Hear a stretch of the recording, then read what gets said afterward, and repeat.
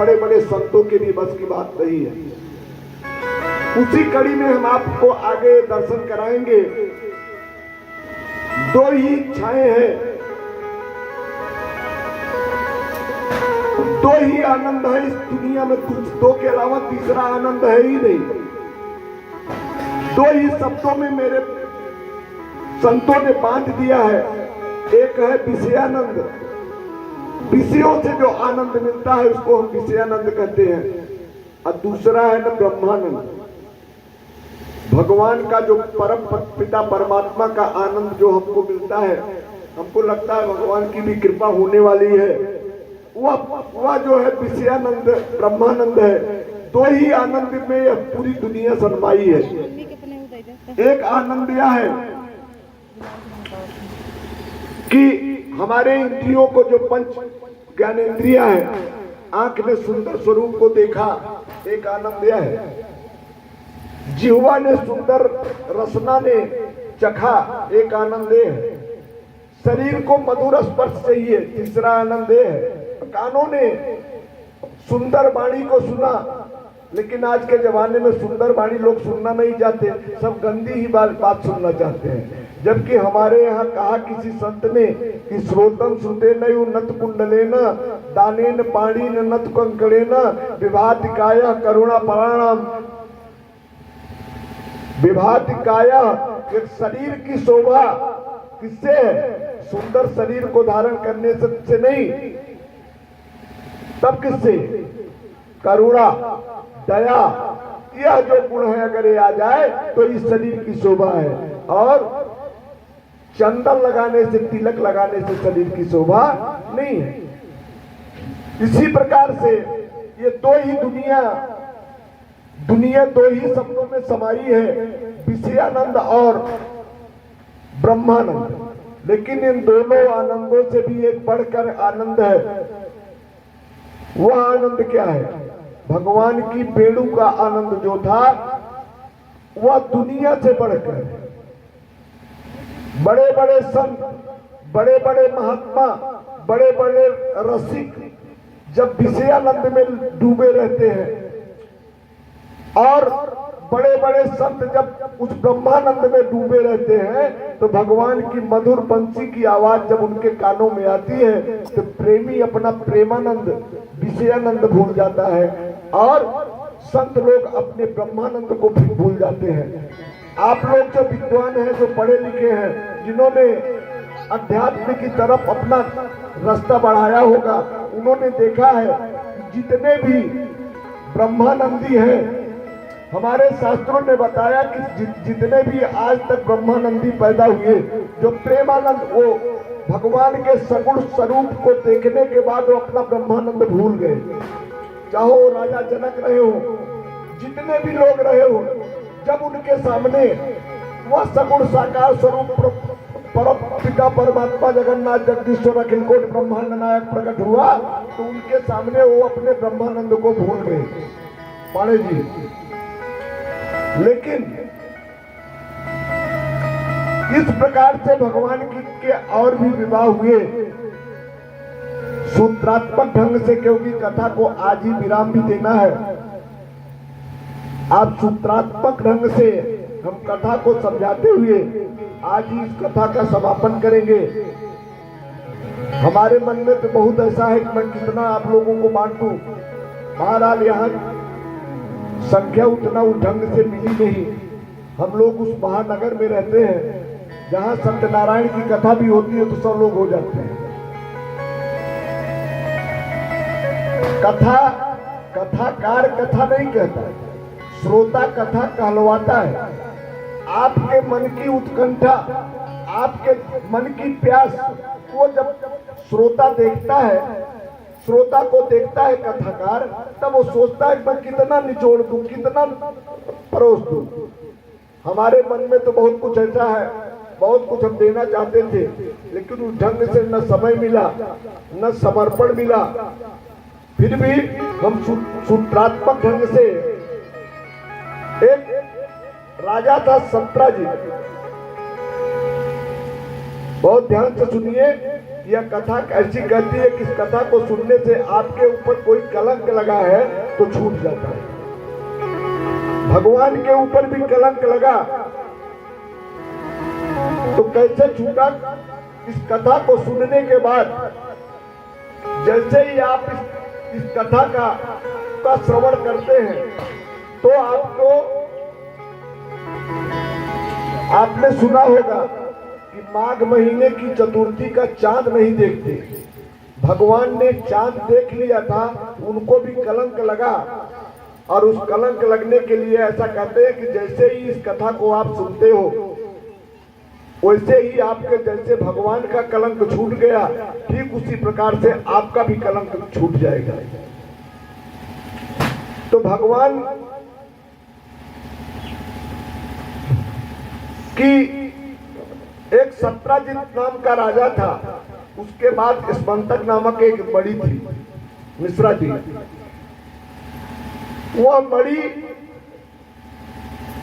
इतनी सूर्य भगवान ने दिया था सत्राजित को, उसने तपस्या करी तो सूर्य भगवान ने दिया।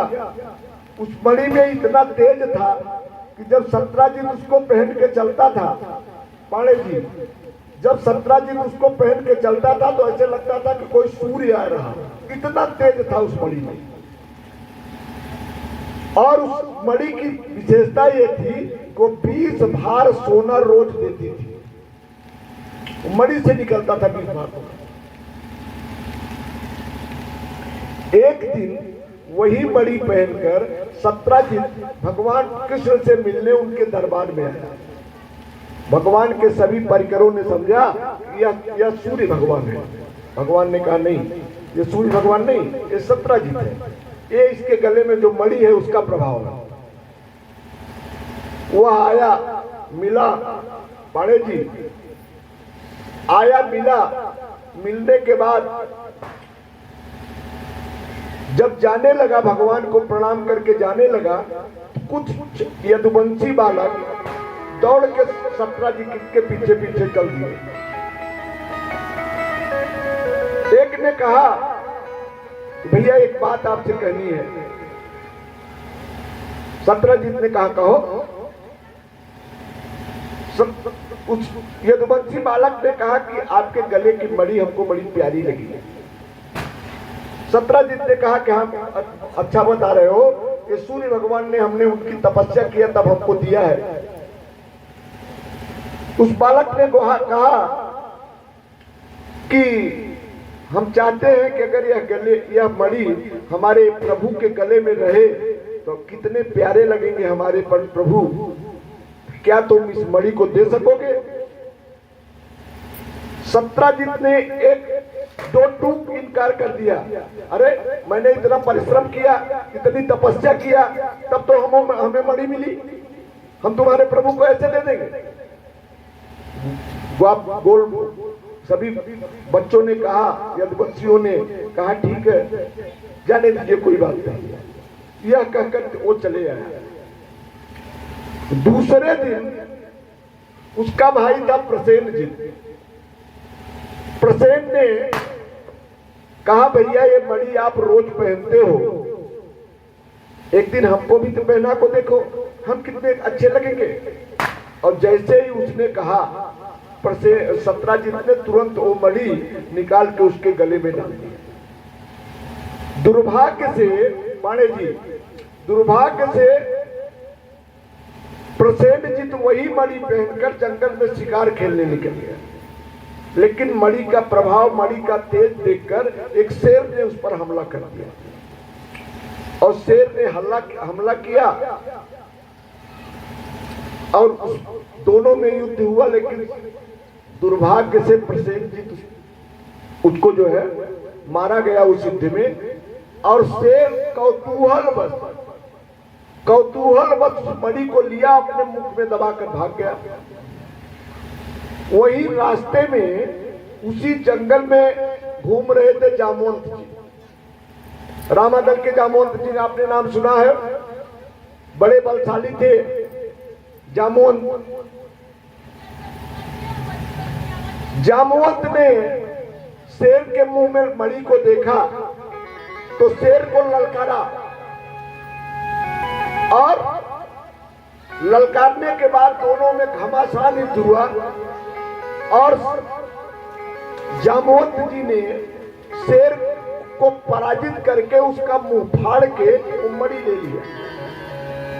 जामवंत को भी नहीं मालूम था कि मणि किस काम की है। लेके गए, एक गुफा में रहते थे। उस गुफा में उनकी एक पुत्री थी, उसका नाम था जामवंती। क्या नाम था? जामवंती। ले जाकर अपनी बेटी को उन्होंने कहा, बेटी देखो ये तुम्हारे लिए कितना सुंदर खिलौना लाए हैं। जामवंती ने जब उस मणि को देखा तो बड़ी खुश हुई। अब यहां कथा को रोककर पीछे चलते हैं। प्रसेनजीत जब 1-2 दिन नहीं लौटा तो एक दिन सत्राजित ने अपनी पत्नी से कहा कि सुनो जी, हमें तो ऐसा लगता है कि हमारा भाई मारा गया, जंगल में मारकर कृष्ण परिकर ने वो मणि छीन लिया। क्योंकि कृष्ण परिकर ने हमसे वो मणि मांगा था और हमने इनकार कर दिया, और हमने इनकार कर दिया इसलिए हमको लगता है जंगल में पहन के गया और मार के उसमें उन लोग कृष्ण परिकर ने मार कर मणि ले लिया। बहरहाल मेरे पास कोई सबूत नहीं है, कौन मानेगा, लेकिन मेरे मन की कल्पना ऐसी है और मेरी कल्पना सही है, लेकिन अभी चूंकि कोई सबूत नहीं है इसलिए हम कुछ कर नहीं सकते। तो किसी से कहिएगा मत, अपने मन की बात अपने ही मन में ही रखिए। ऐसा कह के 17 दिन तो चला गया, लेकिन आप लोगों को मालूम है माताओं की हालत, जब तक अपने मन की बात 2-4 लोगों से न कर दे तब तो उनका पेट दर्द करने लगता है। 1-2 दिन तो वो संभाल के रखी, लेकिन जब ज्यादा पेट दर्द करने लगा तो सहेली के यहां पहुंच गई। बोली, बहन कैसा बुरा जमाना आ गया है, एक बात मैं तुमसे ही कह रही हूं, आज तक किसी से कहा नहीं, तुम भी किसी से कहियो मत। बड़ा बहन जैसे तुमने नहीं कहा वैसे मैं भी नहीं कहूंगी। क्या हुआ, मैं तेरी पक्की सहेली हूं, सच सच बता दे, तुझे मेरी कसम पूरा बता दे। तब उसने कहा कि देखो बहन कितना बुरा जमाना आ गया है, भगवान बने बैठे लोग, इनको दुनिया इनको भगवान कहती है। कितना नाम है, कितना शोहरत है, कितना सम्मान है, लेकिन एक मणि के चक्कर में हमारे देवर को मरवा दिया। लेकिन बहन हम लोगों को कौन मानेगा, हमारे पास कोई सबूत तो है नहीं, इसलिए जो है कहने सुनने में कोई फायदा नहीं है, तुम भी किसी से कहिएगा मत। उसने कहा, बहन जैसे तुमने नहीं कहा वैसे मैं भी नहीं कहूंगा। अब वो अपने सहेली के यहाँ पहुंच गई और सहेली के यहाँ पहुंची तो बोली, देखो बहन एक बात मेरे पास आई है, तुमसे कह रही हूं, किसी से कहना मत। कह बहन जैसे तूने नहीं कहे वैसे मैं भी नहीं कहूंगी, बता क्या हुआ। उसने भी कहा, भगवान बने बैठे हैं लोग, भगवान कहते हैं, इनकी पूजा करते हैं, एक मणि के चक्कर में प्रसेन को मरवा दिए जंगल में। अब एक दूसरे से बात ऐसा हवा में फैली कि करने करने जपन जना, कान कान में पूरा द्वारिका में बात फैल गई। और जैसे ही बात फैली, जैसे ऐसी बात फैलते देर नहीं लगती दुबे जी, ऐसा फैली तो लोग ये भी कहने लगे, देखिए अरे भैया वो बचपन का ही चोर था, आदतें जाती थोड़ा ही है, वो तो बचपन से ही चोर था, पहले मक्खन मिश्री चोरी करता था, मणिया चोरी करने लगा। जो बचपन की लत है थोड़े छोटे की, वो तो चोरी करने के लिए ही पैदा हुआ था। वो जो है गोपियों की चीर चुरा लिया, माखन मिश्री चुराया और चोरों की एक टोली बना लिया था। अरे यहाँ आ गया, राजा हो गया तो क्या हुआ, उसकी आदत छोड़ेगी। पहले माखन मिश्री चुराया, चीर चुराया, अब जो है मणि चुराने लगा। अब यह बात फैलते फैलते भगवान के कानों में आ गई। भगवान ने कहा ये तो बड़ी बेइज्जती हुई, इसका पता तो लगाना पड़ेगा।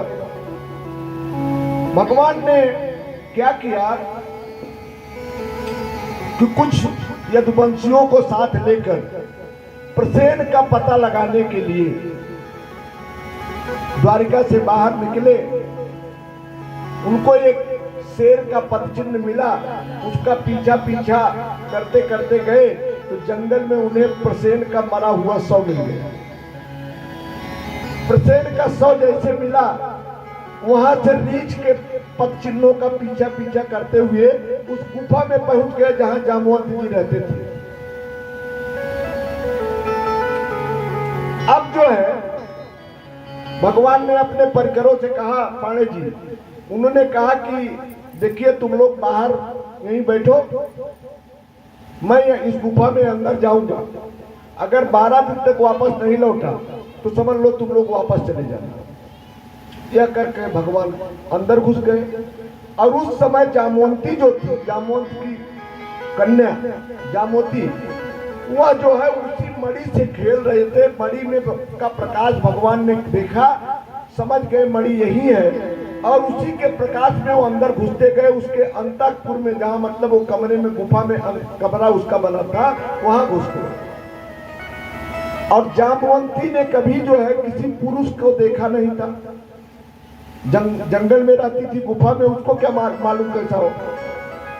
जामवंती ने अचानक अपने कमरे में अनजान पुरुष को देखा तो डर गई, और डरने के बाद जोर से चिल्लाई, पिताजी देखो कौन घुसा चला आया। जामवंत भी दौड़े दौड़े आए, कौन आया बेटी? देखा तो प्रभु खड़े थे। जामवंत ने पहुंचकर एक घुस्सा जो है प्रभु के सीने पर मारा। भगवान ने तो बदले में 2 घूंसा जड़ दिया।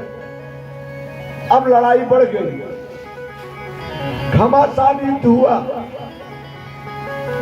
श्रीमद् भागवत महापुराण में तो पंडित है 27 दिन तक युद्ध चला। अंत में भगवान ने 27वें दिन इस प्रकार से जामवंत पर पटका और इतने घूसे चढ़े कि जामवंत बोल पड़े, बस प्रभु बस करो, मैं आपको पहचान गया। मेरे राम जी के अलावा मुझे इस दुनिया में कोई नहीं हरा सकता, आप ही मेरे राम जी हो।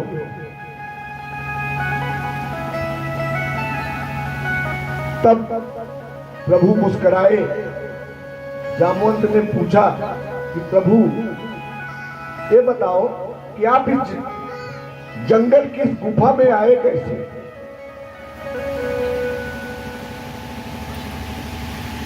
तब प्रभु ने अपनी पूरी कहानी बताई कि मैं कैसे आया, मणि का पूरी कथा बताई। और कहीं भगवान ने कहा कि जाओ मणि लो और उसको वापस लेके आओ।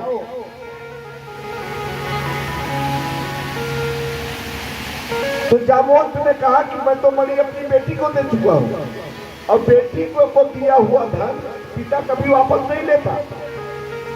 मैंने एक मणि तो बेटी को दे दिया है, और बेटी को दिया हुआ धन मैं वापस कैसे ले सकता हूं?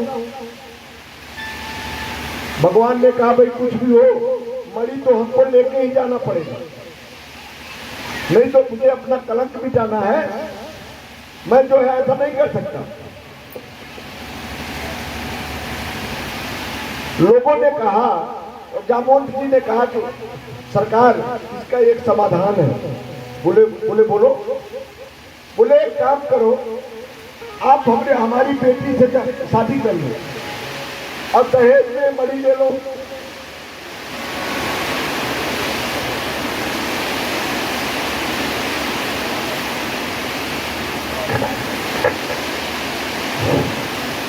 भगवान ने कहा मिश्रा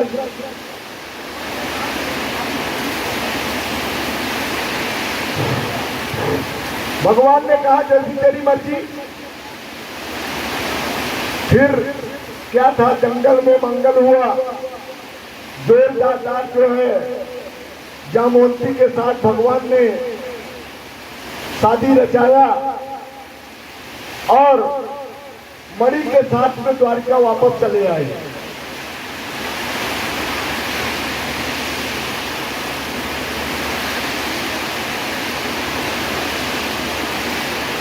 फिर जामवंत को सत्राजित को बुलाया और कहा कि देखो पाणे जी, अरे जाए जी हमारी चोरी सोते ही। सत्राजित को बुलाया और मणि आपको वापस करते हुए कहा, देखो चोरी तुम हमको लगा रहे थे, ये तो रही तुम्हारी मणि और उसका प्रमाण भी मैं लेके आया हूँ, प्रमाण पत्र के साथ में लाया हूँ। देखिए मणि कहाँ की चोरी तुम हमको लगवा